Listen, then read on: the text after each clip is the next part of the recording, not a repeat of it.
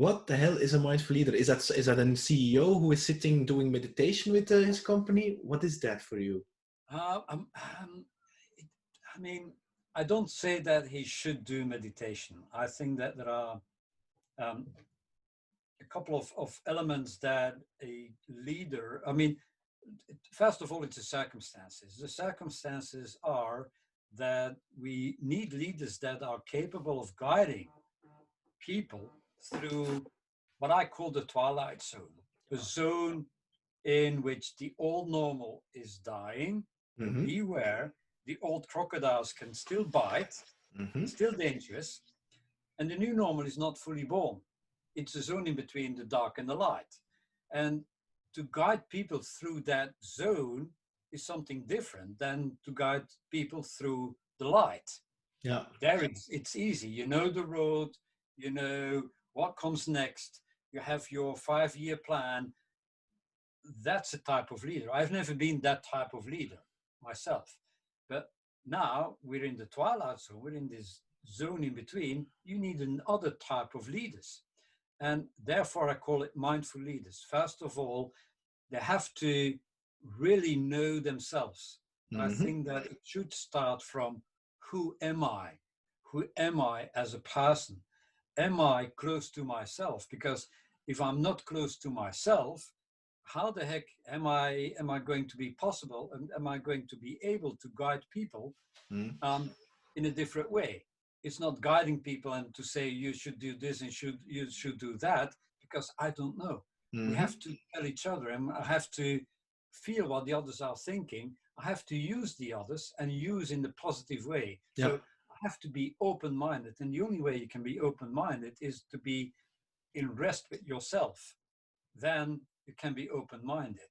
And then for the rest, I say, look around you. People and companies are puzzled for the moment. Yeah. That we have had this pandemic, but we're still facing climate change. We are facing inequality. We're facing racism. We are facing political unrest. We are facing an economical, downfall. There's so many things that are all going to pile on top, one on top of the other. So people feel insecure. People feel puzzled. So they need leaders that can feel compassion, that are forgiving, that are open-minded, that are passionately curious. I need to be curious about you, and I need to be curious about the environment, and I need to allow people to be curious, because otherwise I will never find out what is happening around me. And I need to be a leader that is capable of giving and perceiving love. I mean, but that is a really different type of leadership.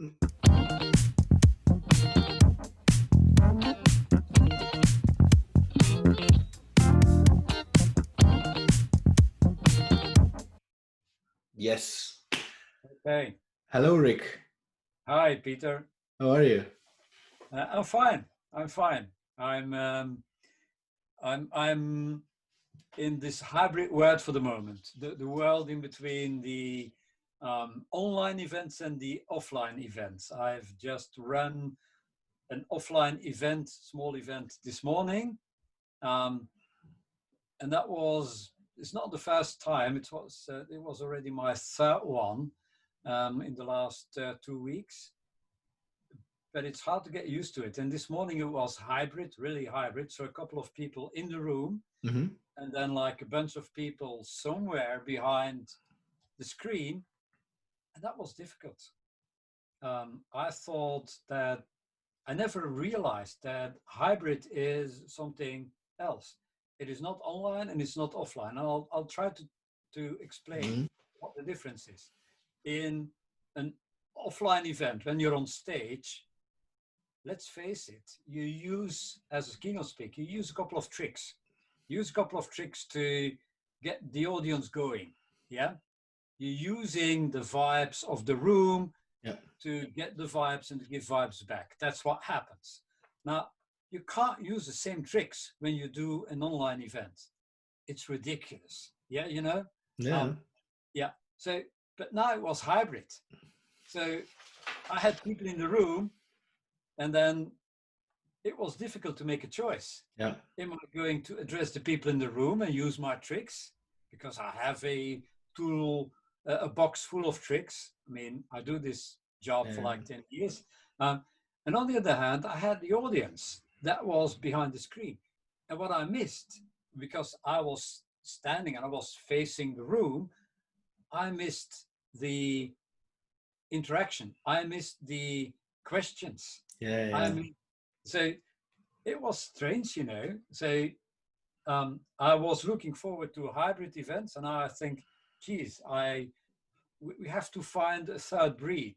We Yeah. have to Yeah. find something new, No, it's and indeed. I haven't found it yet. So this is a call to all organizers. Let's try to find something together. Yeah, yeah, it's indeed because I see it as two different things. You have the online thing, Yeah, and then you have the offline thing, which for me is like as also a musician. It's where you feel the people, you feel the energy, you feel the vibe, yeah, and then you become one. yeah, Whereas online, if you're making a joke, you don't yeah. know how they're going to react on that. No, but it's completely ridiculous. And I thought it would be closer to. I teach quite a lot. I still teach at London Business School. I love to do that.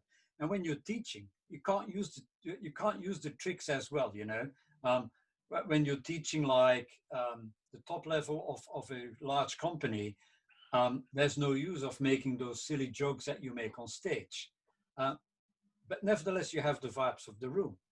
Yeah. And talking to a screen, um, there are vibes, but it's a different type of vibes. And I had to get used to the vibes of the screen. Yeah. And for me, the vibes of the screen is what happens in the Q&A, in the questions, in the interaction. And when I was performing on stage, I was kind of capable of splitting my brain in two. Part of the brain was focused on my content, like you learn it by heart, you know how it is, you learn like 80%, you know it by heart. And the rest of the 20% is what happens between you and the audience. Mm-hmm. That is your improvisation on top of what you learn by heart. And you're using two parts of your brain. Now, in an online event, I've been doing like, I don't know how much since 12th of March, but your brain gets trained into dividing into one half or 180% the content and the content that you know by heart, and 20% like the interaction that you see on the screen. But now I had to split my brain in three parts, and that didn't happen. Yeah. Yeah. And you actually made a bridge to the first question. In a recent Instagram post, you posted something really interesting. You said, we need more mindful leaders. Oh, yeah. What the hell is a mindful leader? Is that a CEO who is sitting doing meditation with his company? What is that for you? I mean, I don't say that he should do meditation. I think that there are a couple of elements that a leader, I mean, first of all, it's the circumstances. The circumstances are that we need leaders that are capable of guiding people through what I call the twilight zone, a zone in which the old normal is dying. Mm-hmm. Beware, the old crocodiles can still bite, still dangerous, and the new normal is not fully born. It's a zone in between the dark and the light. And to guide people through that zone is something different than to guide people through the light. Yeah. There it's easy. You know the road, you know what comes next, you have your 5-year plan. That's a type of leader. I've never been that type of leader myself. But now we're in the twilight zone, we're in this zone in between. You need another type of leaders. And therefore, I call it mindful leaders. First of all, they have to really know themselves. I think that it should start from, who am I? Who am I as a person? Am I close to myself? Because if I'm not close to myself, how the heck am I going to be possible, and am I going to be able to guide people Mm. in a different way? It's not guiding people and to say you should do this and you should do that, because I don't know. We Mm-hmm. have to tell each other, and I have to feel what the others are thinking. I have to use the others and use in the positive way. So Yeah. I have to be open-minded, and the only way you can be open-minded is to be in rest with yourself. Then you can be open-minded. Um, and then for the rest, I say, look around you. People and companies are puzzled for the moment. Yeah. That we have had this pandemic, but we're still facing climate change. We are facing inequality. We're facing racism. We are facing political unrest.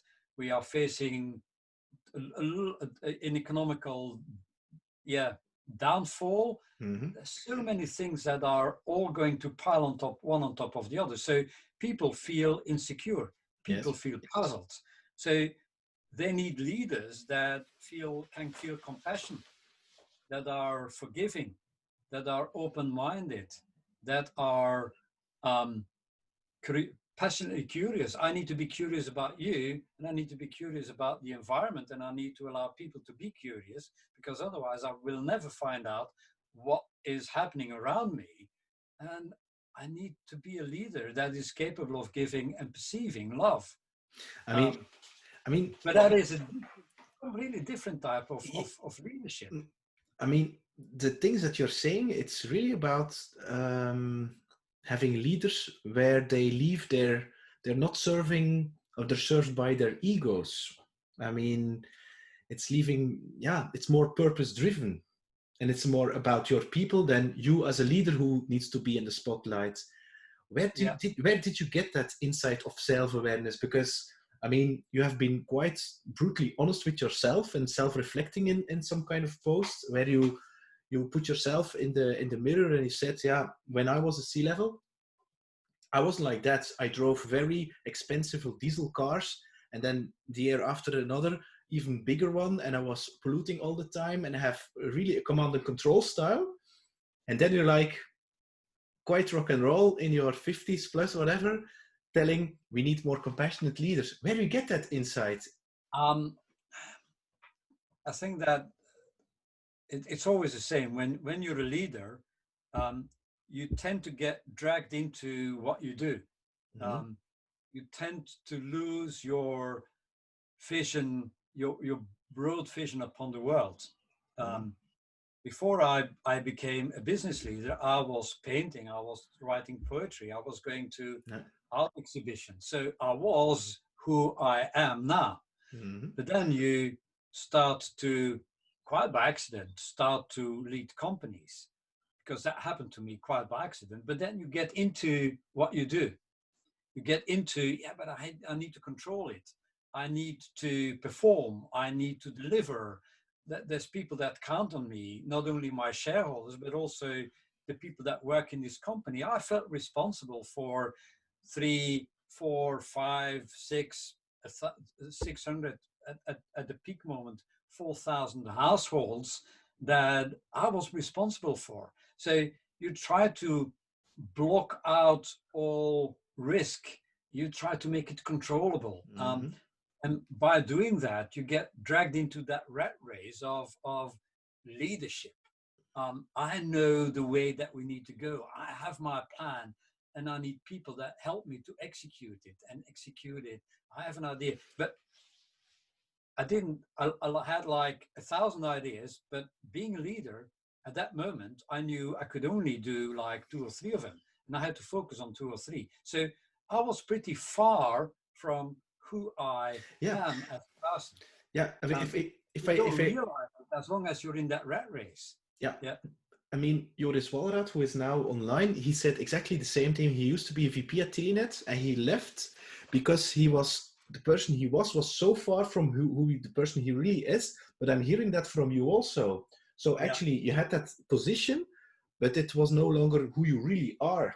And now Yeah. you had the time to really come back, to let go of all these masks. Yeah, but then, okay, you get out of business for whatever reason, Mm-hmm. and you start doing something else. And now I have the, um, I'm a lucky guy. I have the possibility to look upon businesses. I'm no longer in a business, looking at my direct business environment and listening to people that come from the outside world and consultants. And I hated consultants, to be honest, because I knew better. But now I am one of those people that are looking at companies from the outside.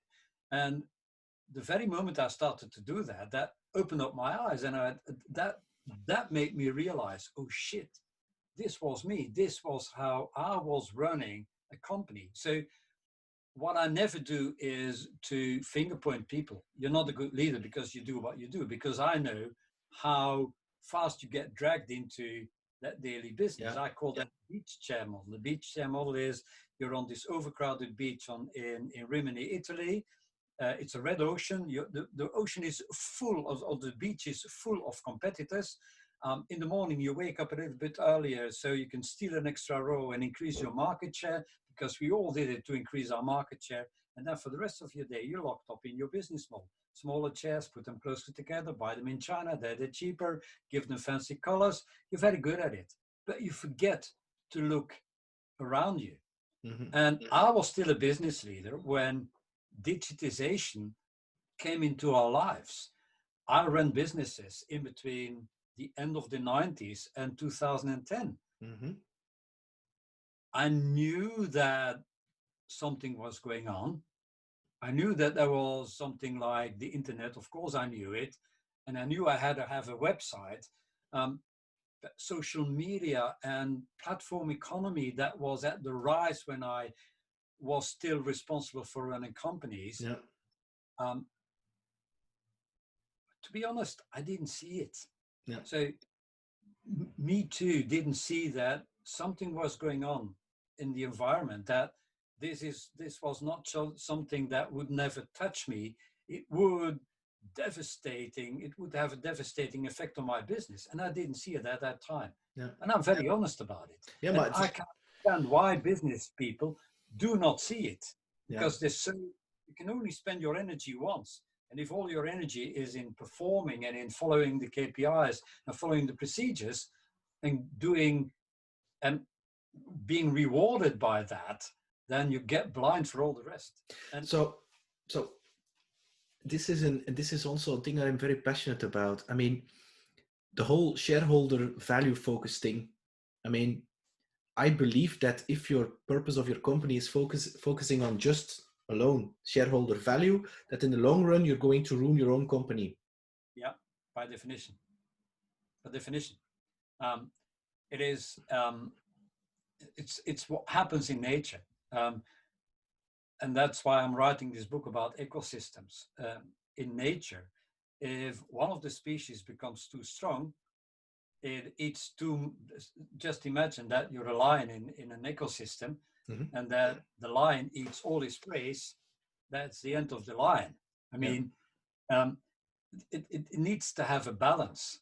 And in business, the economy that we have is an economy that's based on just growing, growing. Yeah.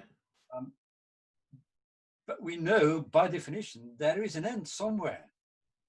You can only grow by eating the others. Mm-hmm. You can only grow to the max by eating all the others, and in the end you've eaten them all, and then what? So yeah, if you're only looking at shareholder value, and we all knew that already, this is not enough. We need to have more than that. And in my keynotes and in my workshop, I always ask the same question to companies, and it's so damn difficult to answer that question. And the question is, what would your customers, but even more, what would society miss if your company was not there? Because that's your reason why you're here. And that's your main reason. And that's the only way you can make a company really sustainable. Yeah. What would society miss if I was not there? And that means that it's not about growth. It's not only about shareholder value. And maybe we should redefine shareholder value into what is the company that I have shares in a company. Do I have shares just to be profitable and make money? Or do I have shares because I do believe that this company has a purpose Yeah. in this world? Yeah. And I hope, I feel that there is more and more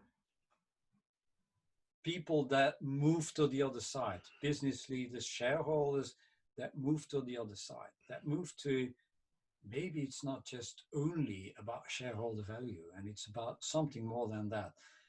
And I'm involved, and I can't mention the name because I sign an NDA every time I do it, but I'm involved in a company where I do an inspirational keynote and a workshop for the shareholders every year. It's a family-run, large Belgian organization. There's first, second, third, and already fourth generation of shareholders. Mm-hmm. One large family, the head of the family, the children, the grandchildren, the grandchildren. And every year we think about the purpose of the company.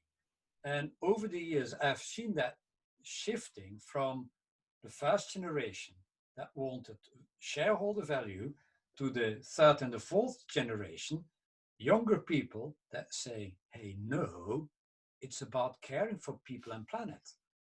And you've seen that switch not only in the shareholders, but then also in the nature of the company. Mm-hmm. And I'm pretty sure that now this company is more sustainable, and not only sustainable versus people and planet, but sustainable as a company than it was 5 years ago.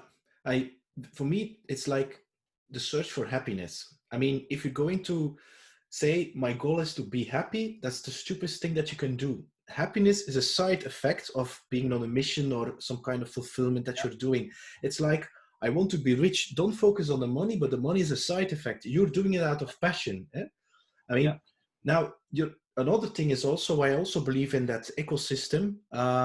That's why competitors, I don't like that term, to be honest, because in an ecosystem, you're competitor and working together at the same time. And if you look at the Amazon forest, that the human species cannot plant trees at the same speed that the Amazon forest as an ecosystem is growing. They try to replicate that kind of system, how they do it, system thing, but they cannot replicate. They don't know where and it's that complete ecosystem where everybody, whereas the total is more than the sum from the underlying parts, and the secret is in the relationships and not in the parts itself. Now, but it's left brain, right brain. Your left brain is focusing on the things. Your right brain is focusing on the connection between the things. Your left brain sees the things separately. Your right brain sees the holistic view. Yeah. And it's that shift that we have to make. Yeah. And I think that this shift is on the way. I think that we've passed the tipping point. And if you're a leader, you're a CEO, captains of industry, and you're like, oh, this whole ecosystem thing, yeah, I'm interested. Where should they start? Because they have to look differently at things. Where should they start within their company? I think that first of all, they in what you have to realize is that your entry ticket in an ecosystem is in an ecosystem, in a business environment ecosystem, data. There need to be sensors that sensor data, that collect data. Data need to be transferred via network. Data need to land somewhere in the brain on a platform. And on top of that platform, companies, and that can be other companies, can make applications that do something on top of that platform for consumers or for customers. But your entry ticket is data. If you don't have data, because data can be processed into information, information can be traded. We need to get out of the idea that the only thing that we can trade is money. Yeah. Money is only one of the trading elements that we have. We have so many more types of values that we can trade amongst each other, like data, like information, like safety, like whatever. But what is going around in that ecosystem is data. And if a company is not collecting data for the moment, is not developing sensors to collect data, is not having data pools somewhere, is not capable of transforming data into information, you can never play a role in an ecosystem, because this is what binds, what connects companies and people in an ecosystem. So the first thing I say to companies is start being aware of where can you collect data. And then most companies don't realize, and I talk about established companies, don't realize that they are very data rich. And why are they very data rich? Because they have customers, they have loads of transactions on a daily basis inside of their company and outside of their company. Every transaction is a data pool. Yeah. But if you only look at the transaction as the transaction between you and your customer, as my customer brings you money, and I give a product or a service for that, you forget that what you're trading is data and information. And every transaction that you do with a customer delivers you extra information, extra data. So every company can be very data rich if they realize where they can collect data. You can look at, and that's, people always think, okay, that transformation, we need to break down my old company to build a new one. And I say, no, that's not the case.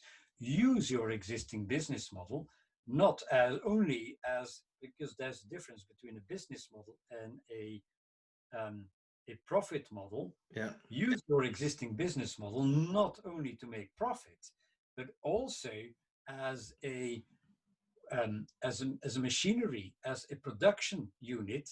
If you think about the business model canvas, you have the right side, and the right side on your business model canvas is where you make your money, and your left side is what you need to do to make that money. But if you look at the right side as a data producing machine, so it becomes a left side for a new type of business model, then it becomes interesting. And that's what I try to do with companies. And are there any examples of companies who are already an inspiration for you today? I'm guiding a number of companies, and then it becomes very difficult to talk about it, because I mean, in the US or most something? of the cases business to business. I think that you were already mentioning that the prototypes for me of ecosystems are the Amazons of this world, is the Alibaba of this world, that build real ecosystems. I think that a company that is also an example closer to us, but it's at the same range of type of companies, what Bol.com is trying to do in our markets is also, let's not compete against the small retailer, but let's not join them, let's not partner, let's build an ecosystem and let live. And what do we trade? We're not only trading money, we're also trading data, we're trading information. That's, and I'm not saying that they are already there, but I know the people very well, and I know that they are busy in one step after the other, building that ecosystem, because they know that the only way they're going to be able to survive and to compete against Amazon is not on their own. They need that ecosystem to survive that huge power that the Amazons of the Alibabas of this world have.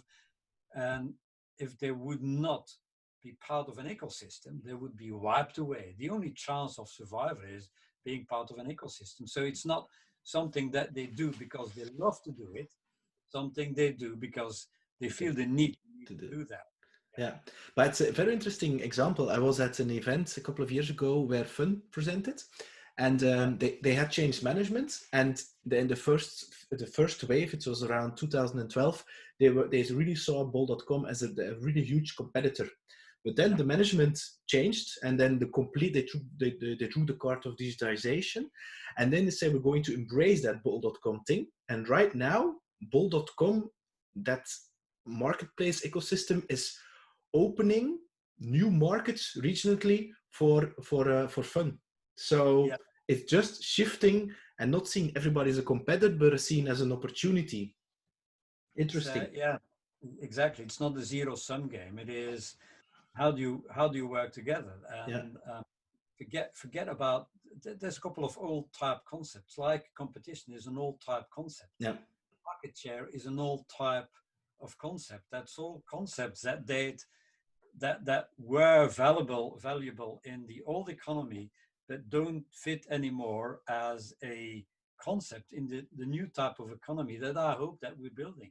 And do you think that in order to grow or transform or morph into that new way of thinking is then, or that a company who is now in a good shape is now, yeah, deteriorating and is going to become in a very bad place, that they will feel the pain, that they will feel the need to embrace that ecosystem? Or do you believe that no, immediately replace the C levels with the new way of thinking? That's the way.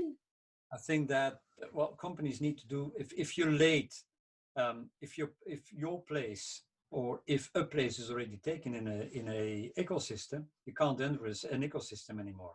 Mm-hmm. Um, you can't play a role in that ecosystem. So ecosystems are formatting right now.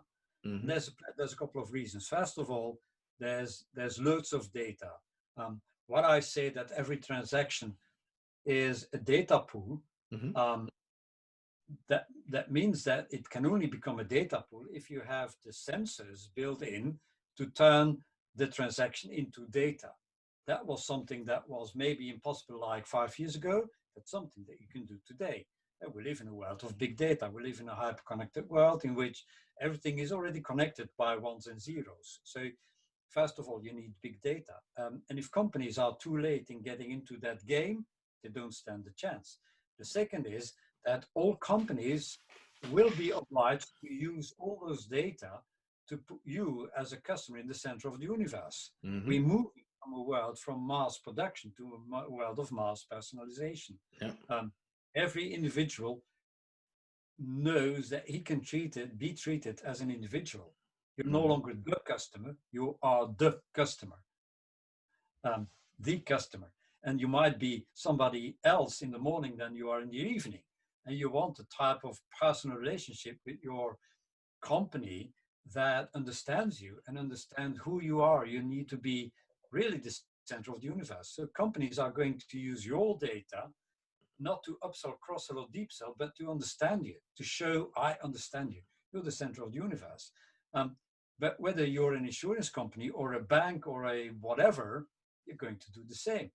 And the only reason why I, as a customer, would allow you to do this is because you do good for me.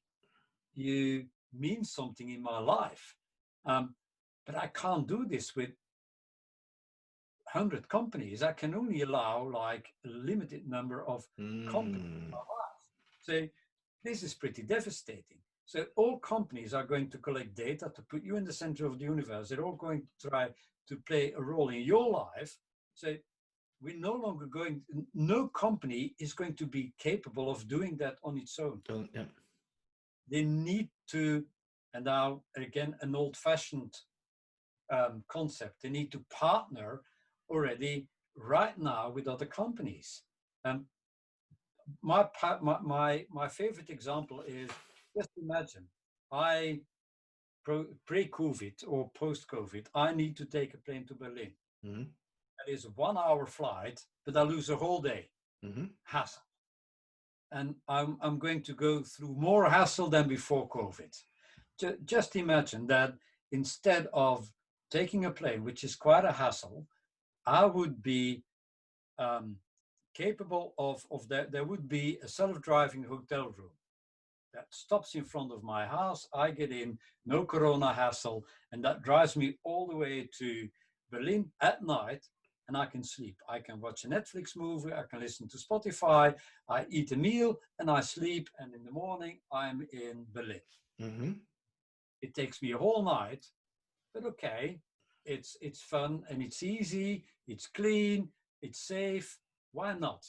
But if you think about it, That's pretty devastating. If you're an airliner, that's pretty devastating. If you're a Mhm. hotel chain, that's pretty devastating. If you're an insurance company, all that type of stuff. Unless, and it's happening right now because I'm involved in one of those projects, they say, yeah, but why don't we set up an ecosystem? Yeah. In automotive company works together with a hotel company, works together with an airliner to set up this type of hyper personalized service. And this is going to happen. Yeah. And so one ecosystem will fight another ecosystem. Yeah. Yeah. So That's the, instead of companies fighting, it'll be ecosystems that fight for your, my attention. yeah. And I it's an that's fascinating. it's a very fascinating thing. I think 6 months ago, I was talking to a CEO of a fashion retailer. So they are making the clothes themselves, targeting men from 30 until 50, 60 years old. And I asked him, what are you struggling with? And he said, yeah, the numbers are okay, but we're not growing that fast. And I asked him, why is that? I don't know. I think it's because people are spending that are spending their money on other stuff than just clothes. And my response was, and like what? iPhones and things like that. And I was like, why don't you sell and clothes and iPhones in the same store? And he was like, Peter, are you stupid? And I'm like, no, just adapt. And he was like, I cannot do that. We're a family company. I've done that for years, and my parents and so on. I was like, conversation over. And for me, that's the same thing. Yeah, yeah. And again, it's a matter of time, you know. As a customer, you can only, I mean, look at another old-fashioned concept, partnership. All companies say we want to partner with our customers. Yeah. Mm-hmm. Um, but how many partners can you allow in your life? You can't allow like 1,000 companies in your life. You can't partner up with 1,000 companies. The number of partners that you will allow in your life, and especially if that are companies, brands, that will be limited. Mm-hmm. You don't have to place for 1,000 partners. Come on. So either it's pure convenience, and then you don't call them a partner, they're just fulfilling your basic needs, Mm-hmm. or you're going to have a very limited number of partners. Mm. Um, but all companies, look at banks, look at insurance companies, look at retailers, they all now want to be your partner for life. Mm-hmm. Come on, how many partners for life do I want in a company? Mm. I already have, and I'm not. I can't say Apple because I'm not a partner of life for Apple. But just imagine I'm like one of. Okay, let's take Tesla. I'm a partner of life for Tesla. Mm-hmm. But how many others am I going to allow in my life? But the very moment that Tesla brings clothing and earphones and phones, why not? Because I'm already partnering with that company. I love the guy, I love his ideas, Yeah, that's and I it. know that when he brings products, I know that will be in line with who he is and what he wants to achieve and accomplish, not only for himself, but for the world. And that's the type of companies I'm looking for. Yeah, but that's easy. This afternoon, my son was playing with some kind of yeah, card thing, and he was having fun. And of course, he's almost 3 years old. Half of them he already lost somewhere, and Yeah, so I was like, he's enjoying that. I should buy some extension kit. So what I do not go to a toy retailer, but I go to bol.com. Why? yeah, For me, it's simple. Books, because I like reading books, so I could buy them on bol.com. And for all the other stuff, even the stupidest things I buy there because I don't have to think. It's there and it's easy. The same, my headphone broke down, box buff, and it's arranged. So these things make my life very simple. I don't want to think or do the searching. I know I can find it there. I need it right now, yeah. or tomorrow, or the day after. And because it's for me, it makes me happy because I can make my son happy. Again, that's the reason why Bol has turned into an ecosystem, because they know that the very moment you find your way to Bol, you hope to find whatever product at Bol. Yeah, But Bol on his own cannot have all those of products course in not. the warehouse. They have like 17 or 18 million products already for the moment. They can't do it on their own. Mm-hmm. So they need to partner up with other companies, and it's not a partnership, it's an ecosystem. Yeah. And why? Because you want to find whatever product at bol.com. Why? Because you used to go to bol.com. It's a partner for that type of impulsive, I need something and I don't want to go through the hassle to take my car and drive to a shop and hope that they have it. I'm going to find it on bol.com, and okay, I'm not even going to compare the prices, and I'll have it tomorrow morning Yeah, if yeah. I'm like, yeah, yeah, exactly. Now, another thing which we did not touch upon is your fascination for sex. Yeah. Where did you get that fascination for customer experience? Um, that is my experience as leading a business. I have been in the carpet tile industry, Mm-hmm. carpet tiles, for almost 20 years now. That is the prototype of a very old-fashioned, bloody red industry. Mm-hmm. There's loads of overproduction. There's loads of overcapacity, and it's a red ocean full of sharks. And what I learned there is that I've always been successful, not by introducing new products, but by focusing on my customers, on customer needs, Mm-hmm. on um, gathering, collecting data on my customers in a very early stage. I just said that I was blind for technology, but that was not fully the case because I introduced my first CRM system back in 89. And at that moment, it was not even called a CRM system because that term was only coined later on.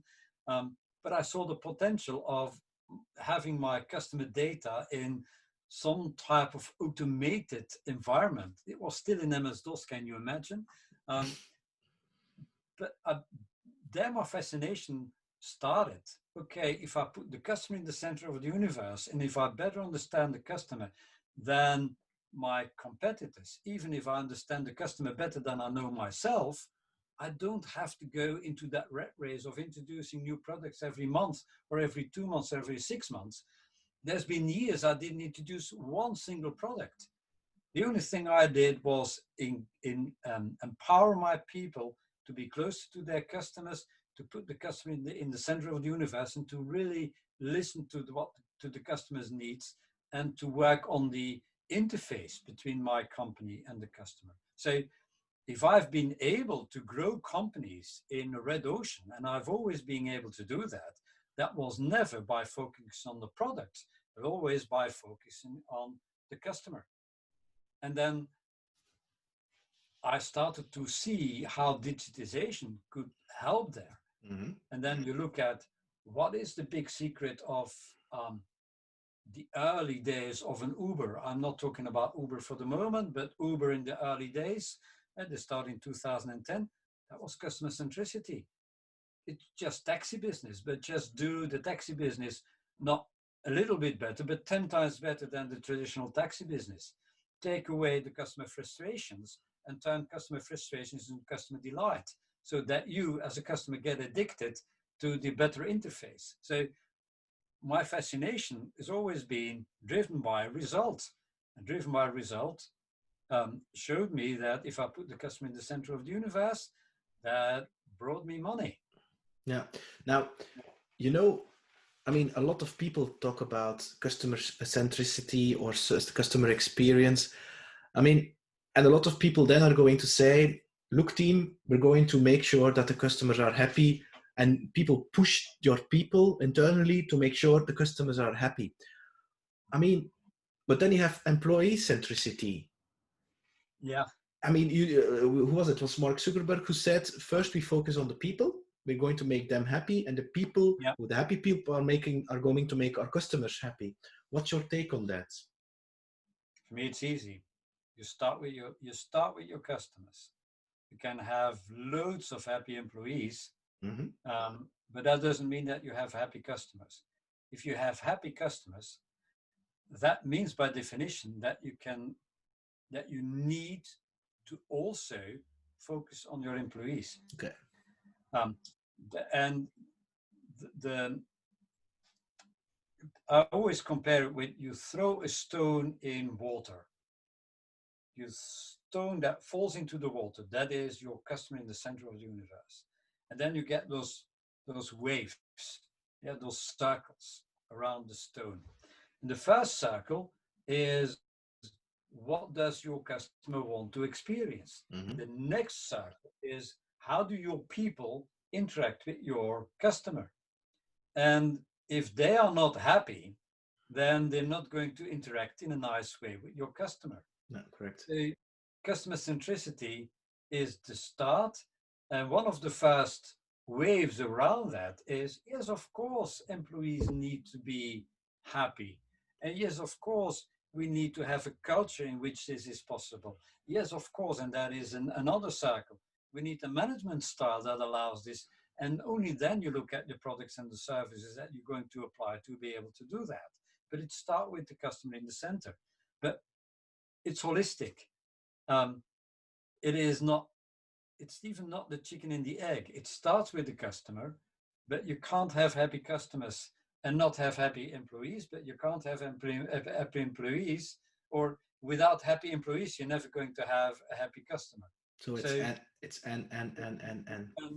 But you cannot start with the employee. The starting point is your customer. And so an organization, if you have happy customers, if you make your customers happy a KPI for your employees, you will see that it will increase employee happiness and employee satisfaction very fast, because there is no better motivator for people than to be allowed to make people happy. Yeah, that's true. Yeah, that's true. It's true. And as a leader today, a lot of people talk about customer centricity. Where do you see that most organizations are stuck with? Because they infiltrate it in their marketing campaigns, but it's still a very shallow thing. Where do you feel they are stuck, in your opinion? What I see in most of the cases is that they talk about customer centricity and don't change the balanced scorecards or the KPIs.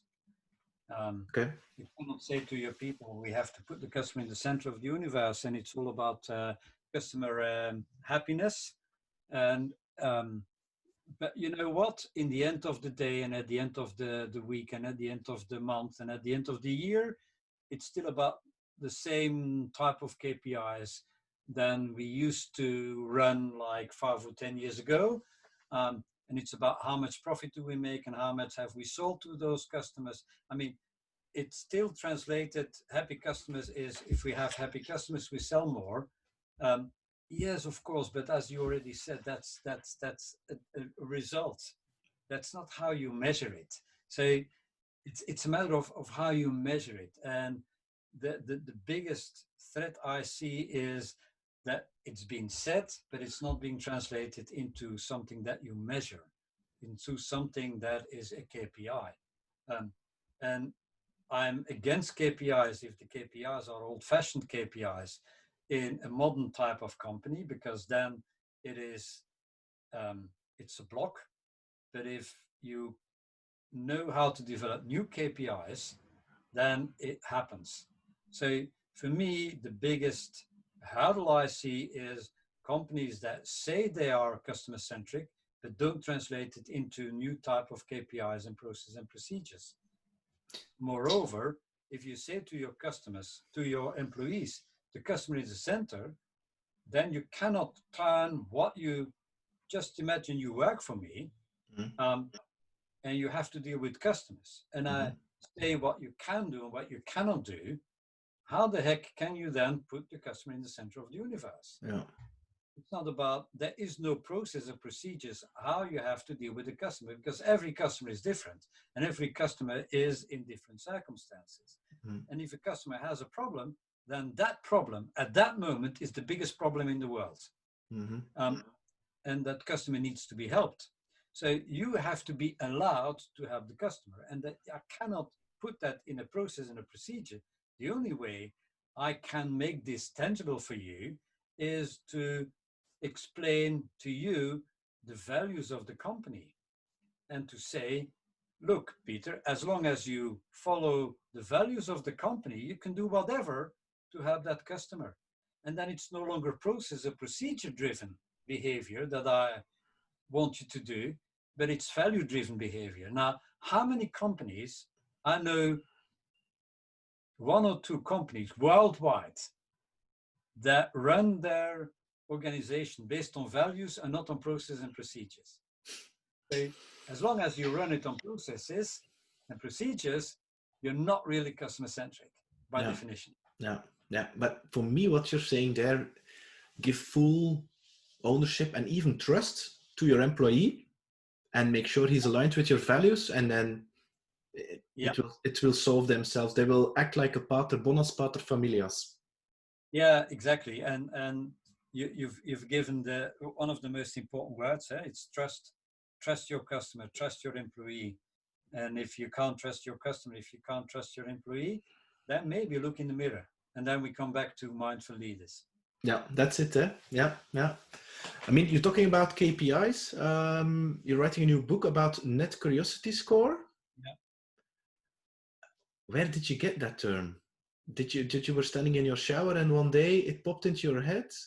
No, it's not. No, I've started to be involved in many companies, and I don't know what I am. Am I a coach? Am I an advisor? Am I an inspirator? I don't want to know, to be honest. I'm a little bit of all of that. But I've been involved in like 100 companies for the last 10 years. So that's a lot of companies. Maybe close to 1,000 companies. And if I look back to companies that are successful, that I think that can be successful, that I think that will be sustainable, and I was looking for what is the common element to see whether a company is capable of surviving this twilight zone or not. And if I look back at it, I came to, it's all about curiosity. If I meet curious leaders that run a curious company that's open for the environment, that is always looking at what's the next challenge, but to see it as an opportunity, that don't block whatever is not wanted outside of the company, but say, okay, this is the case. What can we do with it? For me, it was the common element is net curiosity. Net curiosity on a meta level, that is, the company is curious. It is on a personal level, we have curious people, and that helps in your connection with the outside world. But it also helps. We all, I mean, one of the buzzwords is we need to become a network organization. Let's tear down the pillars. Let's tear down the hierarchy. Yeah. Let's become a connected company. And then what connects people? It's also curiosity. I'm curious about why. I mean, if you have an opinion, I'm not going to argue with you. I'm going to ask you, why do you have that opinion? And if you ask me the same, then we get on a higher level and we get connected. So it all comes down to what is the common element? And for me, the common element was net curiosity. It was curiosity. And then I said, okay, I know no company worldwide that measures curiosity. Yeah. While if I look back, it might be the most important KPI that a company can run, especially now that we're going to go through this twilight zone and between the old normal and the new normal, that you can't run a company based on assumptions. What's the antidote for assumptions? Again, it's curiosity. What's the antidote for a blame culture? Because most companies are still run by a blame culture. What's the perfect antidote for a blame culture? It is passionate curiosity. So, curiosity. And what's next? Net compassion rate? I never know what's next. I'm writing now this little book of ecosystems. That will be a small one and an easy one, easy to swallow, very hands-on. And then the Net Curiosity Score is a book that is going to be even more on the philosophical side of business. It's more the business philosopher in me that is going to write that book. So it's yeah, it's two it's two sides of how I look on business. One very hands-on, and the other side more like let's look at it and try to think about what is business and what is business all about. And then the next step, I don't know yet. I'll see. I really have the, I don't know, it's my intuition, but I really have the feeling that that the reason why you're doing it, that you really want to make the world a better place. Yeah, but it's a perspective of becoming a grandfather. Is it? Oh, yeah, absolutely. When you have children, you still, I mean, if I look at me and my parents, there's a difference of 25 years. Mm-hmm. And when you're young, that is a lot. But now that gap is closing, you grow old together. So I'm going to grow old, if everything is normal, I'm going to grow old with my children. But I won't be there for the next generation. I won't be there with my grandchildren and with my grandchildren. So all of a sudden, having grandchildren changes your perspective on the world, on my purpose on this planet. It's no longer about me. It's about my legacy. And that is a heavy word, you know, your legacy. I don't want my grandchildren to look at me and say, hey, this guy had some type of influence, but he didn't use it. Yeah. So I've built up this limited influence quite by accident. It's never been my purpose. But now I have this more or less in the palm of my hand. Yeah. I want to do something meaningful with it. So that's the shift I've seen in my own life in between 2010 and now. First of all, this gradually getting some influence, never been the purpose, but now I have it, and at the same time becoming a grandfather. My oldest grandson is 5, and my youngest granddaughter is 3. So you know what I'm talking about. It changes my perspective. So that's the reason why I want to, make this world a better place, because this is the place where they are going to have to live, and I'm responsible. I'm not proud with the world as it is for the moment. I think in a previous life you were part of the native Indians, because every decision that they are doing or taking, they say we're going to take it for now and for the next 7 generations. What will be the impact of it? It's a nice one. I wish this was maybe if I were going to write a book again, this is what this is. I think that politicians, leaders, thank you for the advice. I think that politicians, leaders should have that perspective all the time. Let's do something. Let's think about when we do it, what will be the implications for the next 7 generations. And that's because a lot of people think that they cannot have any impact on a global scale, because it's completely bullshit. They think, I'm small, and stupid things like throwing garbage on the street. I mean, just don't do that. Just pick it up. And we're all responsible. Again, it's ecosystem thinking. We're all responsible. We're all that single. I mean, it's the butterfly effect. Yeah. Every small element in the world has an effect. Yeah, that's it.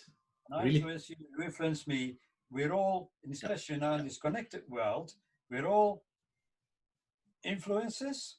All of us is an influencer, and everybody is being influenced by everybody.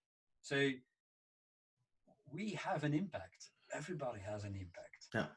And some people have an impact of 1, and some people have an impact of 10, and some people have an impact of 20, but everybody has got an impact. And I Yes. can be, even if I have an impact of 20, I might be influenced by somebody that has an impact of 1. We have this conversation and you mentioned something I knew and forgotten about, that Indian look upon your responsibility. I take that out of this and this is going to influence my thinking for Yeah, the rest but, of but that's the way it works, eh? yeah, That's. I mean, yeah. yeah. I'm going to close down. We just have reached an hour. Thank you for that. Thank you. Yeah, I mean, when I started podcasts, I mean, we had a conversation in Amsterdam like 2-3 years ago, yeah. when you were speaking there. So you were one of my top guests, and yeah, it was for me an honor having you, because I really admire your Yeah. philosophy, customer centricity, the purpose thinking, the mindful leadership, and also the rock and roll part of it. Because rock and roll, And the rock and roll part of it, that is, um, it's the cutting edge. You only get um, and being raw, being close to yourself. that's it. Um, just, I mean, don't think. Of course, you take care of other people, but I never think about pleasing the audience. Um, I like to have fun on stage. I like people to have fun, but I never try to please the audience by just pleasing the audience. No, I saw that in one of your posts of LinkedIn. I was shocked. There was a guy, I'm not going to mention his name, and he was like you describing you as some kind of Flemish fool, overaged, running around with a hoodie on stage, Yeah, sorry babbling. for this. Yeah, Yeah, I was like, but this is what we need more. We need more of cutting the bullshit and cutting the crap and stop making simple things so complex and going back to yeah, the but roots again. I mean, and I was, and I can get very angry as well, and I was angry at that moment. I love people, and but I get angry by stupidity. There's only one thing I don't like. It's stupid people. And there's a difference between stupid and stupid. Stupid has got nothing to do with IQ. Stupid has got to do with you have the IQ, but you misabuse or you forget to use it. And for him, you can only talk about business if you're wearing a suit and a tie. Yeah. That was his shortcut. So I wear t-shirts and I wear hoodies. So you can't be taken serious. Okay, for me that is, I get angry at that moment. I shouldn't do that. It's a waste of time and energy. But it's no, But it's rock whatever. and roll to get angry as well at that moment. Yeah, I mean, it's being authentic. It's about being real, and I really believe that people buy from people, and they buy from people who are working in organizations who are real and authentic. And it's again about trust. And it's the twilight zone, and we're going to enter in an era where people, yeah, they're going to they don't want to bullshit anymore. They really want to connect with other people. That's what I think we learned in COVID. We missed a real connection. We have discovered the power of digital, and at the same time, we have discovered how much we miss real human connections. Yeah, It's a combination of the two. yeah, yeah, We have been rewired. yeah. I'm already convinced that I've now re-entered the offline world. The fact that we call it the offline world is so strange already. But I re-entered the offline world, and the offline world is not how I remembered it. And Okay. it's the same, but it's here. I look at the offline world in a different way. I was living in the offline world. I've been living an online life now for a couple of weeks. And I come back in the offline world and I look upon the offline world, and it's not the same. It feels different. And is then and is Something that yeah, yes, that yes, yes, yes. I'm not part of. Yeah. Yeah. And is then the feeling of distance for you again, where in the past you were flying all over the world, now distance is again, yeah, how would you say it's again, longer than before? Um, I can't really explain what it is, and I think that our brains will get used to it as well. I think it's a matter of how your brain is being, you know, the experiments where people get glasses that turns everything upside down, and after a couple of weeks, it's even a couple of days, the brain adapts. The brain doesn't see the world upside down anymore because your brain has adapted. And I think I don't know how your life is, but I've been spending like 7 days a week and 8 hours a day or 10 hours a day behind the screen, talking to people on a screen. And in the beginning, my brain was tired at the evening. Yeah. And then your brain gets used to it. Yeah. And I go back into the real world and talk to real people in a real environment, and my brain is tired. Yeah. And it's the same type of, it's been rewired to do this, and now it has to readjust on that other, and that's so strange. But you have to look it up on YouTube. You can see it's called a pen with an ant. So they have an ant, and it's running around, and they take a marker and they draw a circle, and the ant will not leave the circle. And it's the same with the fish. So they have a ball and the fish is swimming, and then they take away the glass, and then the fish can swim, but he doesn't. And it's the same with an elephant, where they attach him to a tree, and then at, I don't know, a couple of months, there is no string attached to the tree, and the elephant is still standing there. So, but I have to admit, doing back-to-back calls, or Zoom calls, or Skype, or whatever calls, all day long, I learned that I need to how do you say that? Walk. I actually appreciate more walking into nature, because you mentioned nature. And I can tell you, but when we would have this conversation within a year, and everything goes back into, I can travel again, and there will be stages again, and there will be audiences again, I will love it, no doubt, and I will get used to it. I just say now that the first couple of days was kind of adjusting my brain again, strangely enough. Yeah. Rik, you're a very beautiful person, making the world a better place. I thank you for the nice conversation. We have nice conversations. That's not my content. It's the way you know how to get me to tell things that I didn't even know that I would talk about. So thank you. Yeah, I had completely prepared a lot of questions, which I didn't ask any of it. It's complete flow. You know that flow? It's co-creation. It's that relationship. It's like creating music. It's like having people, and you're a big music fan.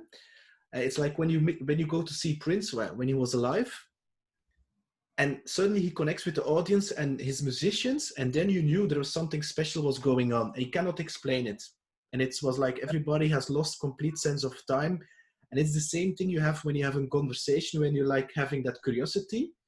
Yeah. And you just go, and it's that awareness. It's really about not thinking, oh, what is going to be our next question? It's really about what are you saying? And it's about, oh, that's interests me. And then you go on, and that's the way it works. So for me, it's a natural thing. I call it a jam session. Yeah, it is a jam session. It is a jam session.